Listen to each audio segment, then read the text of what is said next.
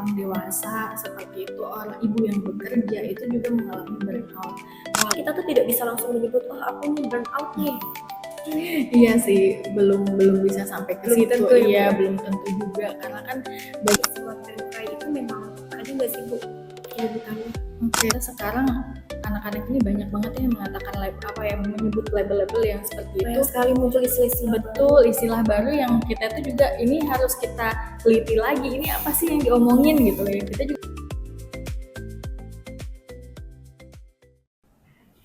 Halo Psycho Friends, selamat datang kembali di Psycho Case Series, podcast by Psycho Community. Bersama saya, Najwa Felisa Isnaya, pada kesempatan kali ini akan kembali menemani kalian membahas salah satu fenomena yang cukup dekat dengan kehidupan kita sehari-hari, khususnya sebagai mahasiswa.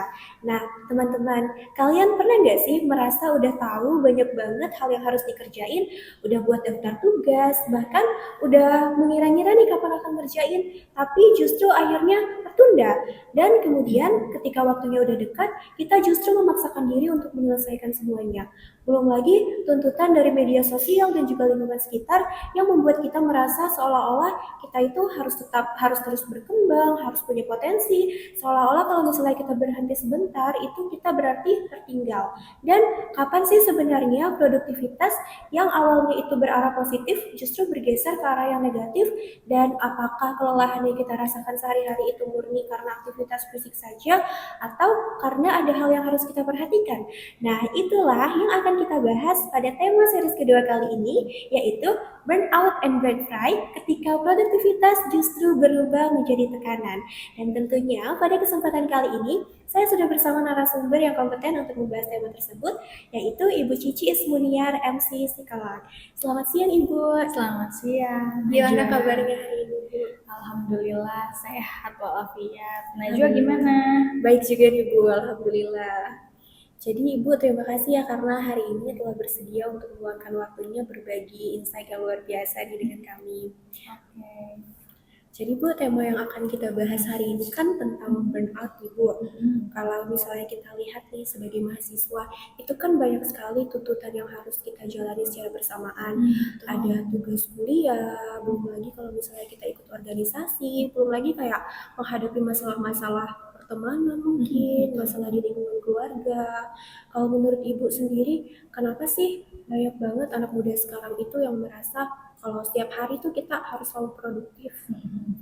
Oke, saya sapa dulu nih ya, Psycho Friends.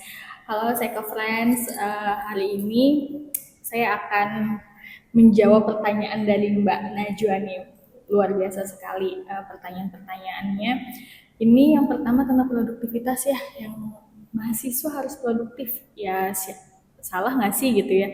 Sebenarnya produktivitas ini sangat bagus ya, sangat luar biasa. Tapi kalau kita lihat memang benar apa yang dikatakan sama Mbak Najwa, banyak banget tugas-tugas yang dari kampus itu ada tugas gitu ya, belum lagi dari organisasi gitu ya Najwa ya. Terus belum lagi dari diri sendiri yang menuntut untuk mengembangkan diri. Nah, itu juga salah satu tugas yang harus kita jalani sebagai mahasiswa ataupun sebagai anak muda gitu. Dan belum lagi kita melihat nih di sosial media, misalnya ada teman yang dia kuliah di luar, terus dengan prestasinya mau tidak mau kita juga harus ikut gitu ya. Dan itu ada nama teorinya itu Najwa, namanya itu comparison social comparison, di mana secara alami kita ini mengcompare diri kita dengan orang lain itu secara alami gitu ya. Dia mengcompare dirinya dengan dirinya sendiri. Jadi bukan dengan orang lain. Jadi misalnya, aduh Najwa udah sampai sini nih, dia punya prestasi dan lain-lain. Terus saya ngelihat aku nih gimana ya, kok aku gini-gini aja. Jadi mau tidak mau dia mengcompare dirinya sendiri itu secara alami gitu ya. Nah itu yang harus kita pahami bahwa ada loh teorinya gitu ya, social comparison namanya di dalam psikologi. Sebenarnya membandingkan diri itu sebenarnya tidak buruk gitu ya, untuk memotivasi diri kita lebih baik lagi ke depannya. Namun kalau sudah banyak kita itu memiliki kayak kerjaan yang buruk atau yang kita melihatnya kayak menuntut diri kita, jadinya kita tidak sehat atau tidak ya bisa dibilang tidak sehat ya, karena kan menuntut padahal kita nggak bisa. Nah itu yang tidak Memaksa boleh sih, diri gitu memaksa ya. diri gitu. Produktif itu harus sehat, bukan produktif kita malah menuntut diri kita yang sebenarnya kita bisanya cuma sampai 70%, tapi kita menuntut sampai 100% gitu. Sebenarnya itu nggak boleh juga gitu. Jadi ya produktif yang sehat aja, yang bisa memaksimalkan diri kita agar nanti kedepannya tidak membuat kita jadinya sakit gitu. Nanti ada kaitannya dengan psychological well-being juga gitu sih. Oke, menarik sekali ya Ibu. Jadi kalau misalnya menurut Ibu nih, Mm-mm. apakah memang produktivitas itu realistis untuk kita lakukan setiap harinya? Mm-mm. Boleh, tapi ini lagi ya, kembali lagi namanya produktivitas, kita harus lihat ya produktivitas yang seperti apa dulu.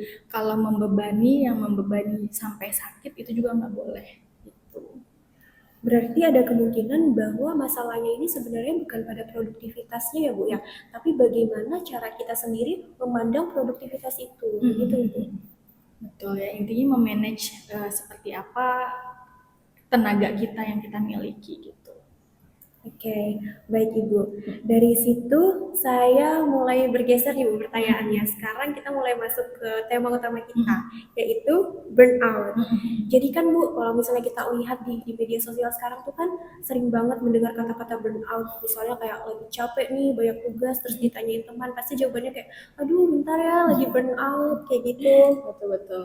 Nah, pertanyaan saya itu sebenarnya apa sih Bu perbedaan antara burnout sama ketika kita lagi mengalami kelelahan yang biasa aja?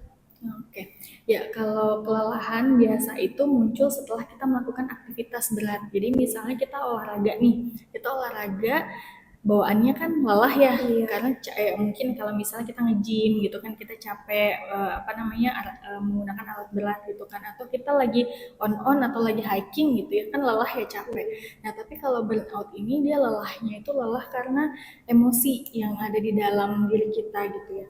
Kalau dibilang ya itu berbeda sekali dengan namanya kelelahan. Tetapi setelah kita kalau misalnya lelah kita tidur itu ya hilang gitu ya. Tapi kalau burnout kita tidur pun kayaknya tuh kepala tuh masih masih berat banget gitu. Masih ada aja masih ada yang dipikirin. Karena apa? Karena itu tadi ya belum rilisnya pikiran atau emosi yang ada dalam tubuh kita gitu. Jadi memang orang yang mengalami burnout itu bukan hanya merasa lelah fisiknya, mereka juga biasanya lelah emosi. Kalau tidak salah ada yang namanya teori burnout yang dari Maslow itu ya. Dari Maslow itu dia ada tiga yang dimensi yang mengatakan bahwa burnout itu bisa dibilang burnout secara emosi, secara uh, fisik kalau nggak salah ya.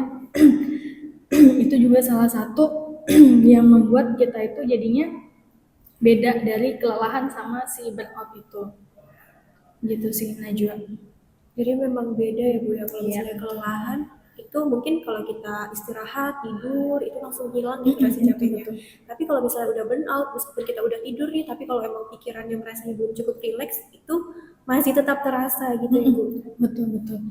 Jadi Najwa kalau misalnya kita lihat ya zaman sekarang itu banyak sekali yang mengatakan atau ya jurnal-jurnal itu sedang meneliti tentang burnout. Jadi burnout itu kan bukan cuman kita yang mengalami anak-anak muda ini gitu ya, tapi kayak orang dewasa seperti itu, orang ibu yang bekerja itu juga mengalami burnout. Walaupun mereka mengatakan aku bisa mengerjakan itu, tapi ternyata di dalam pikiran itu dia masih belum belum netral gitu, belum rilis gitu ya. Ada aja beban yang istilahnya tuh banyak di pikiran sehingga apapun jadinya tuh malas untuk dikerjakan gitu. Jadi kalau burnout itu dia malas untuk bertemu dengan siapa-siapa, lebih ke cuek gitu ya, lebih ke cuek juga. Terus secara emosi dia juga sensitif. Disentuh sedikit itu pasti sensitif banget, itu burnout gitu. Jadi kalau kelelahan itu dia justru setelah tidur dia udah kelar aja gitu ya, dia enak gitu ngapain. Tapi kalau burnout itu dia lebih fisiknya iya kena, emosinya juga iya, Sosialnya betul, juga sosial juga iya, jadi dia lebih kecuek gitu. Kalau misalnya seorang mahasiswa nih Bu, sedang menghadapi banyak tugas, Mm-mm. kemudian misalnya setelah ngerjain nih merasa capek banget, Mm-mm. perlu beristirahat supaya kayak mungkin bisa merasa kondisinya membaik. Berarti kita tuh tidak bisa langsung menyebut, oh aku nih burn out nih. Iya sih, belum belum bisa sampai ke Belum situ. tentu ya Bu Iya, ya. belum tentu juga karena kan banyak faktor-faktor yang menyebabkan si burnout ini ada gitu. Jadi sebenarnya kalau yang paling terlihat nih Bu, tanda-tanda apa sih yang membedakannya antara si burnout atau kelelahan biasa? Karena jujur nih Bu, kadang saya tuh kayak sulit Bu membedakan ini sebenarnya saya cuma kayak capek biasa karena banyak kegiatan atau memang karena memang fisiknya capek, emosinya capek, pikiran capek, kayak gitu sebenarnya yang paling membedakan tuh apa Bu? Iya itu tadi ya, lebih jelasnya ketika kita olahraga, kita tidur atau kita capek. Kan ada kadang-kadang kita bilang, aku capek nih, tapi setelah tidur tuh segar. Iya. Nah, kalau burnout itu dia tidur sebanyak sebanyak apapun dia tidur gitu kan, itu masih pas bangun dia tidak rileks Masih gitu, kerasa masih gitu. kerasa gitu. Itu yang dikatakan burnout itu. Dan kadang-kadang katanya itu memang ketika burnout itu otak itu jadi nge-freeze gitu. Apa kalau kita nyebutnya tuh kayak loading lambat ya Lola gitu kalau Loading. misalnya iya, kalau diajakin ngobrol gitu kayak ya kayak gitu. Nah itu bisa jadi indikasi Tanda-tanda ya burnout. tanda-tanda dari burnout itu gitu. Terus Bu, selain burnout, banyak banget anak muda sekarang itu yang mulai pakai istilah namanya brain fry Bu. Jadi mungkin banyak anak muda yang menggunakannya itu ketika mereka merasa kondisi pikirannya itu penuh, kemudian merasa dirinya itu sulit sulit fokus, seperti kayak yang tadi Ibu bilang nih, kayak udah tidak sanggup menerima informasi, kayak udah otaknya ini udah loading-loading lama gitu Bu. Nah, sebenarnya kalau di dalam dunia psikologi sendiri, istilah brain fry itu memang ada nggak sih Bu penyebutannya? Oke, kalau itu kayaknya apa ya namanya yang diomong-omongkan oleh anak-anak muda zaman sekarang aja label-label yang dibuat gitu. Tapi kalau secara psikologis atau secara klinisnya sih nggak ada gitu. Ya, jadi kalau brain fry itu cuman istilah yang digunakan untuk menggambarkan kondisi si individu itu gitu. Kalau dikatakan kita sekarang anak-anak ini banyak banget ya yang mengatakan apa ya menyebut label-label yang seperti itu. Banyak sekali muncul istilah-istilah Betul, istilah baru yang kita tuh juga ini harus kita teliti lagi. Ini apa sih yang diomongin gitu ya? Kita juga nggak paham gitu kan. Nah, tapi kayak gini contohnya, kita kayak membaca satu halaman tetapi tidak memahami apa yang baru dibaca. Nah, itu brain fry tadi gitu ya. Jadi sia-sia ya kita sudah baca satu halaman tapi kita tidak ada yang dipahami. Jadi kan berarti apa nih, otak kita kan tidak atensi nih terhadap apa yang kita lakukan gitu. Bisa jadi yang tadi mungkin ada indikasi loading lambatnya tadi gitu ya, otaknya nge-freeze padahal ya harusnya kan otak itu ada waktunya untuk istirahat dan lain-lain gitu ya. Mungkin bisa jadi itu si otaknya penuh penuh sehingga ya dia nggak bisa menerima informasi apa yang dilakukan pada saat itu. Jadi bukan fisik aja yang bisa capek, tapi otak tuh juga ada kapasitasnya. Iya, betul betul banget. Otak itu memang harus kita istirahatin sih. Nah, juga makanya kita itu diberikan waktu untuk istirahat, untuk tidur gitu. Ya nggak apa-apa juga sih kalau misalnya kita banyak tugas, terus kita mau istirahat ya waktunya istirahat ya istirahat gitu. Jangan dipaksakan.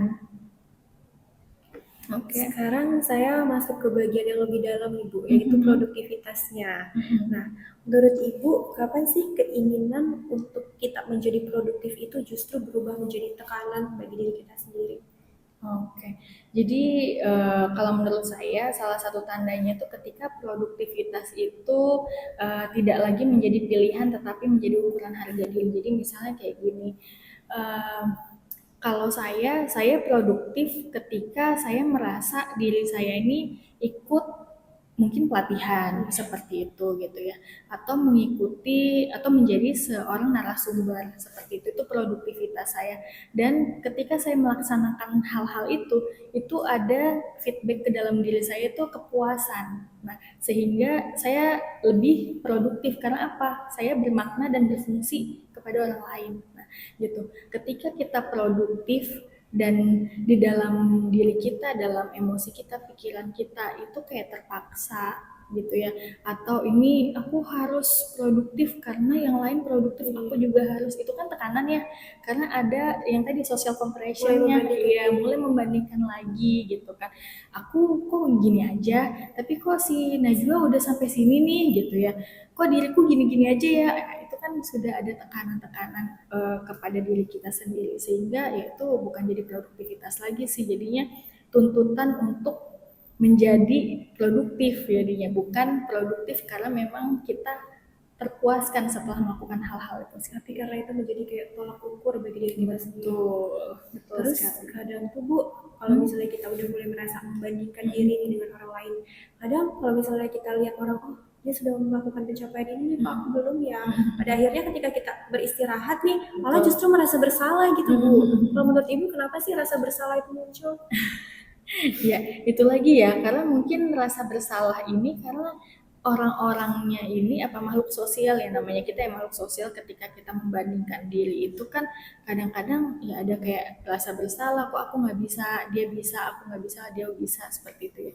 Sebenarnya itu bukan apa ya, bukan rasa bersalah yang memang harus kita selesaikan juga gitu ya, tapi bagaimana si apa yang kita capai itu bisa bermakna buat diri kita dan bisa ada impactnya terhadap orang lain gitu, gitu sih Najwa.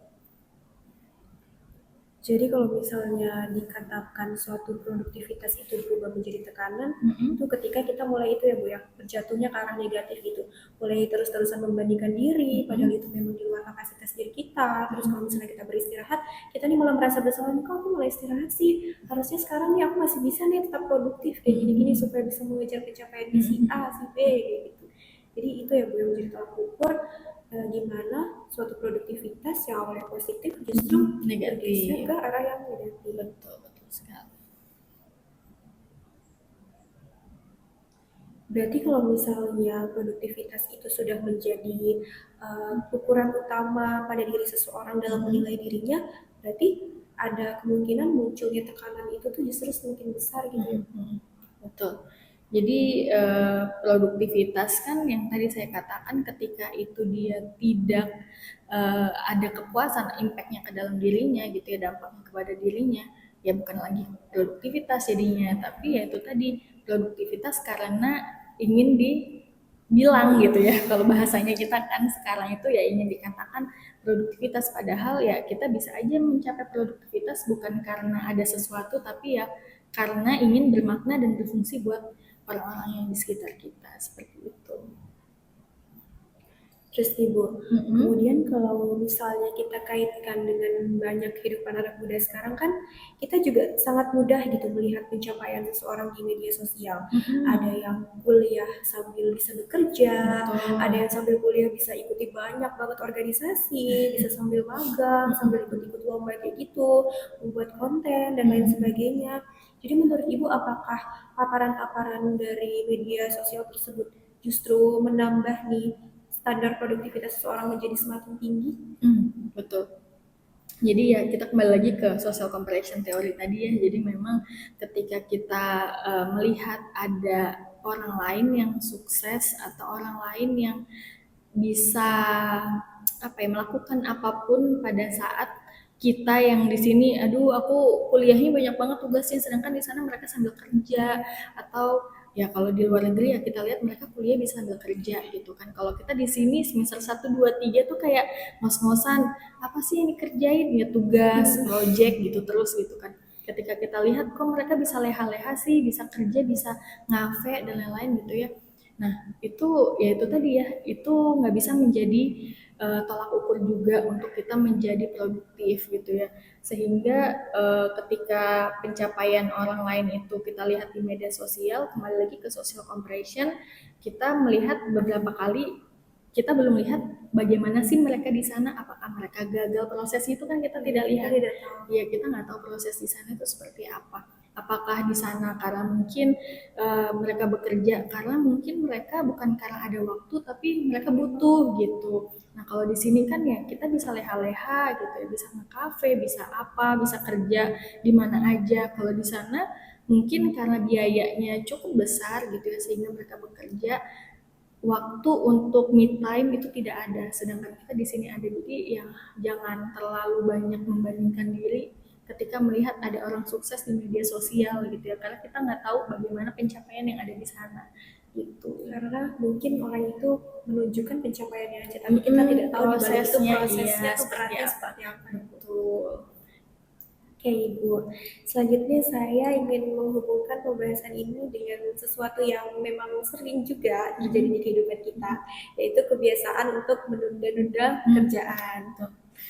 Kan Ibu kalau misalnya seseorang memiliki banyak sekali, merasa tertekan nih, merasa banyak sekali nih yang harus dikerjakan, kemudian itu tuh membuat kita akhirnya kayak bingung nih Bu mau mulai dari mana. Kemudian muncullah nih kebiasaan menunda-nunda. Nah, kalau menurut Ibu sendiri, apakah prokrastinasi atau kebiasaan menunda ini memang sederhananya karena memang orang itu malas atau memang karena ada nih faktor lain yang mempengaruhi? Oke, malas sama prokrastinasi ya sebenarnya berbeda banget ya. Kalau malas tidak ada motivasi di dalamnya gitu ya, sehingga dia tidak mau, tidak ingin mengerjakan itu gitu ya. Tapi kalau prokrastinasi bisa jadi ada hambatan di situ sehingga dia menjadi prokrastinasi gitu. Misalnya si makhluk sosial ini atau si A ini dia apa namanya perfeksionis sehingga menghambat dia untuk mengerjakan kegiatan-kegiatan atau mengerjakan sesuatu tugas yang dia diberikan gitu ya. Kalau malas ini kan dia tidak ada motivasi itu gitu. Tidak ada memang niatnya. Iya, tidak ada niatnya, motivasi dan lain-lain. Nah, sedangkan kalau di prokrastinasi ini karena ada sesuatu yang istilahnya menghambat gitu.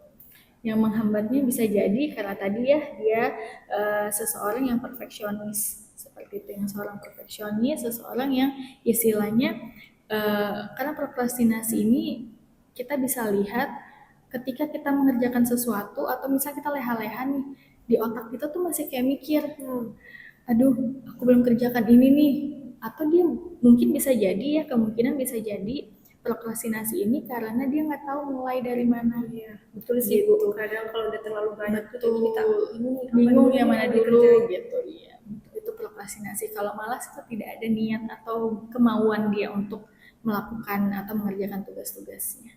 Seperti itu. Baik, jadi setelah mendengar penjelasan dari Ibu tadi nih, justru sebenarnya kalau menurut Ibu, gimana sih cara kita membangun pola produktivitas kita agar tetap bisa sehat dan tidak berakhir menjadi hal-hal yang kayak tadi tuh Bu, jadi menunda-nunda, gimana sih Bu caranya? Pola produktivitas ya. Oke, ya kalau dari saya sendiri sih ketika kita ingin tidak dikatakan untuk menunda-nunda gitu ya. Ya produktivitas kita lihat dulu bagaimana nih apa dulu yang harus kita kerjakan, prioritasnya seperti apa gitu. Kalau misalnya kayak saya contohnya, saya ketika mau menjadi narasumber atau mengisi kegiatan gitu ya, saya lihat dulu karena kan biasanya narasumber ini nanti tanggal segini ada, tanggal segini ada gitu ya. Dan kadang-kadang kadang-kadang itu tanggalnya itu deketan, nanti jadi juri A, nanti jadi ini, pokoknya banyak banget. Nah saya cek dulu nih apakah tawaran ini sesuai dengan diri kita. Nah itu kita juga harus tahu sesuai nggak ya, mengetahui kapasitas betul. Apakah sesuai nih? Kalau nggak sesuai kan kita nanti bingung cuap-cuapnya seperti apa gitu. Dan apalagi kayak ngejuri gitu, yang ngejuri yang seperti apa? Apakah seperti kayak apa namanya self branding si anak atau bagaimana? Kalau dia cuman poster juri yang seperti itu kan ada kapasitas media gitu kan, tapi kalau misalnya kita sebagai psikologi gitu ya kita harus tahu nih seperti apa kapasitasnya baru kita oke kan gitu. Jadi harus kita tahu nih produktivitas yang seperti apa yang mau kita jalankan dan itu puas di kita, puas juga si kliennya kayak gitu. Terus Bu, kalau misalnya kita udah mulai menyadari nih kapasitas kita, terus mulai menyadari, oh kalau misalnya aku melakukan ini nih udah tidak sanggup nih, udah terlalu lelah. Kalau misalnya kemudian kita udah menyadari tanda-tanda tersebut, langkah pertama yang harus kita lakukan tuh apa sih Bu sebenarnya? Kalau kita lelah gitu ya, hmm, ya kita harus berhenti dulu sih sejenak ya.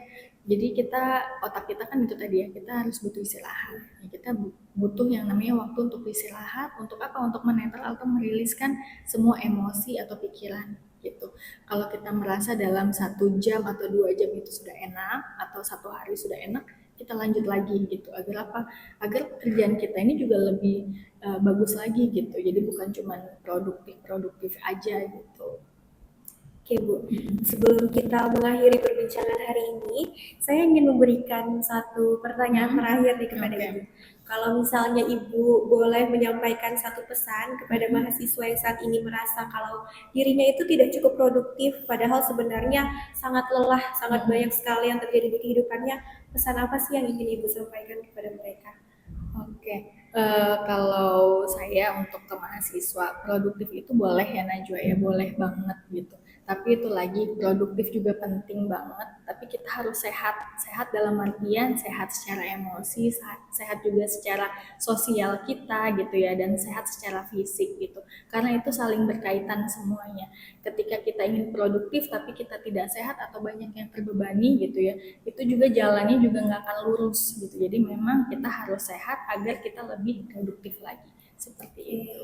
baik. Terima kasih kepada Ibu Cici Ismuniar MC Psikolog atas waktu dan juga berbagai insight luar biasa yang telah dibagikan kepada kami hari ini. Dan dari perbincangan hari ini kita belajar bahwasanya tidak semua rasa lelah itu berarti burnout dan tidak semua penundaan itu berarti kemalasan. Mungkin yang penting juga untuk kita ingat adalah bahwasanya produktivitas itu bukan satu-satunya tolak ukur untuk kita menilai diri kita sendiri. Kita boleh tetap memiliki ambisi, kita boleh punya target, kita boleh menginginkan ingin mencapai diri kita seperti apa, tapi kita juga harus mengetahui kapasitas dan batas diri kita sampai mana nih. Dan teman-teman, ketika kita mulai merasa kesulitan, kita udah mulai merasa lelah, tidak ada salahnya untuk kita berhenti sebentar, karena ketika kita berhenti sebentar untuk beristirahat, itu bukan berarti kita tertinggal, bukan berarti kita gagal, tapi itu merupakan salah satu bentuk kepedulian kita terhadap diri kita sendiri. Sekian, itulah tadi podcast yang udah luar biasa ya Ibu ya, hari ini. Sampai jumpa di seri selanjutnya.